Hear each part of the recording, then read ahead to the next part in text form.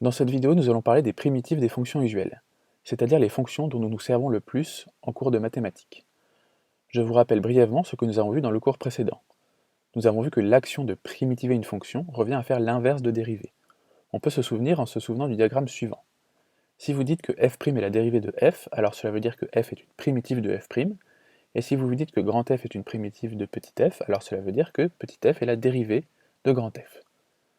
L'objectif du cours d'aujourd'hui est de remplir le tableau suivant, qui va nous donner les dérivées des principales fonctions usuelles dont vous aurez besoin en cours de physique-chimie. Ce tableau sera à apprendre par cœur, et grâce à ce tableau, vous n'aurez plus besoin de vous creuser la tête pour calculer une primitive. Il suffira de retrouver la ligne dont vous avez besoin. Commençons par la première ligne. On cherche les primitives des fonctions constantes. Pour trouver cela, nous allons commencer par essayer de chercher une primitive à la fonction constante égale à 1. C'est assez facile puisqu'on sait que la dérivée de la fonction x est la fonction constante égale à 1, donc x est une primitive de la fonction constante égale à 1. Maintenant, si je remplace x par kx, d'après les règles de calcul des dérivées vues dans le cours de dérivation, on obtient k en dérivant. Nous avons donc trouvé que la fonction qui a x associe kx est une primitive de la fonction constante égale à k. Nous pouvons donc remplir la première ligne de notre tableau, en n'oubliant pas de rajouter les constantes pour bien obtenir toutes les primitives et non une seule primitive. Complétons à présent la deuxième ligne, à savoir les fonctions puissance. Avant de passer au cas général x à la puissance n, nous allons traiter les cas x à la puissance 1, puis x à la puissance 2, etc. jusqu'à x à la puissance 5. Pour x à la puissance 1, nous allons commencer par constater que la fonction carré est une primitive de la fonction qui a x associe 2x. Ça ressemble à peu près à ce que nous voulons, car 2x c'est 2 fois x à la puissance 1.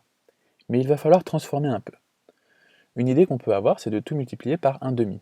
En effet, si on multiplie 2x par 1/2, on obtiendra bien x à la puissance 1, qui est la fonction dont nous cherchons la primitive. Voyons ce qui se passe lorsqu'on multiplie x au carré par 1/2 et qu'on dérive. D'après les règles de calcul des dérivées, cela va nous donner 1/2 fois la dérivée de x au carré, c'est-à-dire 2x. Finalement, la dérivée de 1/2 de x au carré est x. Donc la fonction qui a x associe x au carré sur 2 est une primitive de la fonction qui a x associe x. Faisons de même pour x à la puissance 2. Ce que l'on sait déjà, c'est qu'une primitive de 3x à la puissance 2 est x au cube. Nous ne voulons pas 3x à la puissance 2, mais x à la puissance 2 tout court. Donc essayons de voir si multiplier par 1 tiers peut nous aider. La dérivée de 1 tiers de x au cube est 1 tiers fois la dérivée de x au cube, c'est-à-dire 3x à la puissance 2. On obtient finalement x à la puissance 2. Donc la fonction qui a x associe x au cube sur 3 est une primitive de la fonction qui a x associe x à la puissance 2. En faisant cette même manipulation avec x à la puissance 3, 4 et 5, on obtient à chaque fois une primitive qui fonctionne, et on s'aperçoit qu'il semble y avoir une formule qui marche dans tous les coups. Lorsqu'on primitive x à la puissance n, il semble que ce que l'on obtient, c'est une fonction x à une puissance d'un cran juste au-dessus, c'est-à-dire n plus 1, divisé par un nombre qui est le même que l'exposant ici, c'est-à-dire n plus 1. Le diagramme qui semble marcher est donc le suivant. Eh bien, nous allons tout de suite vérifier si ça marche. Commençons par remarquer que x à la puissance n plus 1 sur n plus 1, c'est 1 sur n plus 1 fois x à la puissance n plus 1.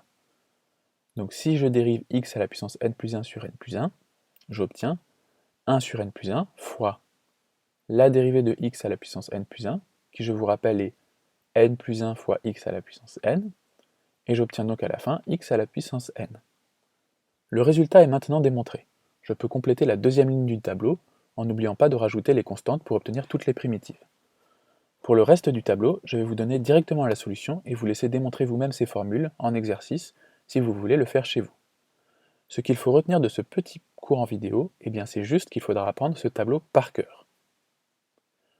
Je vous laisse à présent essayer de démontrer les 4 dernières formules du tableau et je vous donne la solution dans les 2 prochaines diapositives que je ne commenterai pas. Bon courage!